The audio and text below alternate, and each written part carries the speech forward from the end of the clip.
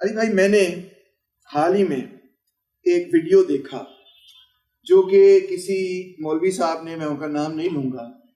پارا چنار میں ریکارڈ کی، جہاں پہ ان کا بیان تھا، اور انتہائی معذرت کے ساتھ کیمرے میں کہہ رہا ہوں، ان کا بیان یہ تھا کہ اہل تشیع کے خلاف، شیعہ کے خلاف نہ صرف جہاد کرنا درست ہے، ان کا، میرا نہیں کہنا، ان کا کہنا ہے، بلکہ انہوں نے یہ قرار دیا کہ یہ جہاد اکبر ہے۔ استغفر اللہ۔ اس پر آپ کی رائے چاہتا ہوں کہ یہ کیا معاملہ ہے؟ کیا یہ بات درست ہے، یا یہ بات جو ہے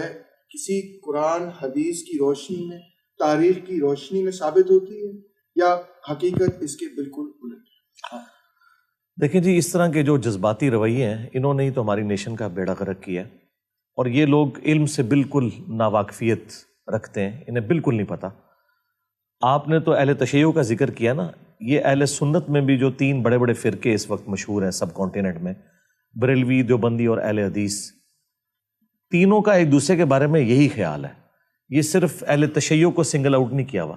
وہاں جو پارا چنار میں مقابلہ ہے وہ اہل تشیع ورسز دیوبند فرقہ ہے۔ تو دیوبند فرقہ، وہ خود اس فرقے کو امام احمد بریلوی صاحب نے، جن کے ماننے والوں کی تعداد دیوبند سے بھی زیادہ ہے پاکستان میں، انہوں نے اسلام سے خارج کیا ہوا ہے۔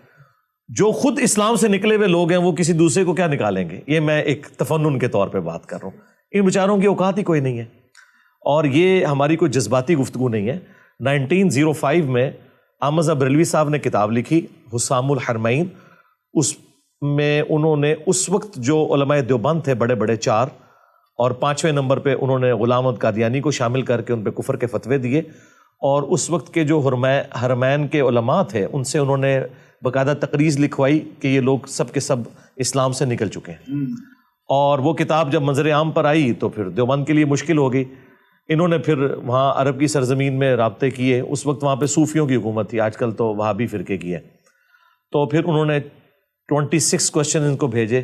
کہ آپ بتائیں، آپ پہ تو الزام ہے کہ آپ وہابی ہیں اور آپ دین چھوڑ چکے ہیں، تو انہوں نے اس کے جواب میں المہند علی المفند لکھی۔ اس کتاب کا نام تھا حرمین کی تلوار، یہ تلوار سے نیچے بات نہیں کرتے، تو جواب میں انہوں نے لکھا المہند علی المفند، ہند کی تلوار ایک سٹھیائے ہوئے پاگل بابے کے اوپر، اور وہ انہوں نے احمد بریلوی صاحب کو کہا۔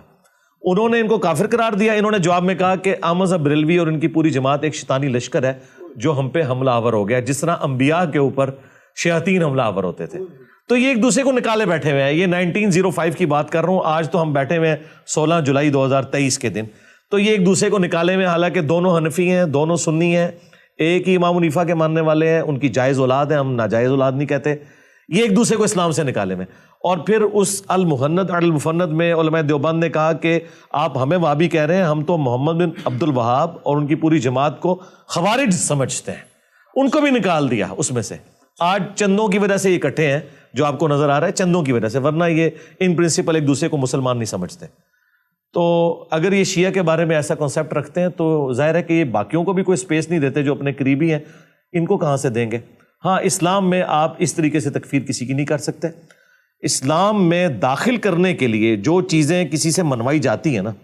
جب تک ان چیزوں کا انکار نہ کرے وہ اسلام سے نہیں نکلے گا۔ اور وہ چیز کون سی ہے؟ اللہ، رسول اور قرآن اور آخرت، یہ بنیادی تین عقائد ہیں، عقیدہ توحید، رسالت اور آخرت، باقی ساری اس کی کورولریز ہیں۔ باقی جو صحابہ کرام کی بنیاد کے اوپر جو اختلافات ہیں، سیدنا علی یا سیدنا ابوبکر کے حوالے سے سنی شیعہ کنفلکٹ ہے، اس سے کوئی اسلام سے نہیں نکلتا۔ زیادہ سے زیادہ آپ کہہ سکتے ہیں کہ میں یہ رائے کے ساتھ ایگری نہیں کرتا، اسلام سے نہیں آپ نکال سکتے۔ اسلام تو اتنا سینسٹیو ہے اس تکفیر کے مسئلے میں کہ بخاری اور مسلم دونوں میں حدیث ہے، اسامہ ابن زید کہتے ہیں کہ ایک جنگ کے دوران جب دو بدو لڑائی ہوئی تو کافر میری تلوار کے نیچے جیسے آیا اس نے کلمہ پڑھ دیا، میں نے پھر بھی اس گمان سے اسے قتل کر دیا کہ اس نے ڈر کے پڑھا ہے، لیکن مجھے بعد میں قلق ہوا اس کا دل میں،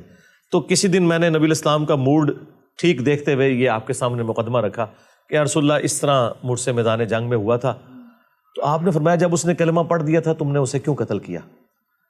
تو انہوں نے کہا یا رسول اللہ اس نے ڈر کے کلمہ پڑھا تھا۔ آپ نے فرمایا تو نے اس کا دل چیر لیا تھا کہ وہ ڈر کے پڑھ رہا ہے یا بغیر ڈر کے پڑھ رہا ہے؟ اسامہ تو کیا کرے گا